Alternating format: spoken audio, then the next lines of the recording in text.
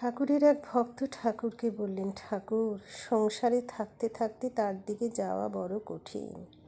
ঠাকুর বললেন, কেন? অভ্যাস যোগ। ওদেশে ছুতোরদের মেয়েরা চিড়ে বেচে, তারা কত দিক সামলে কাজ করে শোনো।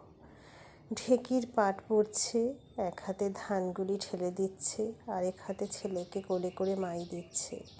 আবার খদ্দের এসেছে, ঢেকি এদিকে পড়ছে, আবার খদ্দেরের সঙ্গে কথাও চলছে। খদ্দেরকে বলছে, তাহলে তুমি যে ক পয়সা ধার আছে সে ক পয়সা দিয়ে যেও আর জিনিস লয়ে যেও। দেখো, ছেলেকে মাই দেওয়া, ঢেকি পড়ছে, ধান ঠেলে দেওয়া, কারা ধান তোলা, আবার খদ্দেরের সঙ্গে কথা বলা একসঙ্গে করছে। এরই নাম অভ্যাস যোগ।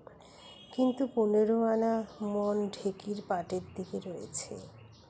পাছে হাত পড়ে যায়, আরেক আনায় ছেলেকে মাই দেওয়া আর খদ্দেরের সঙ্গে কথা কওয়া। তেমনি যারা সংসারে আছে তাদের 15 আনা মন ভগবানে দেওয়া উচিত। না দিলে সর্বনাশ, কালের হাতে পড়তে হবে। আরেক আনায় অন্যান্য কর্ম করো।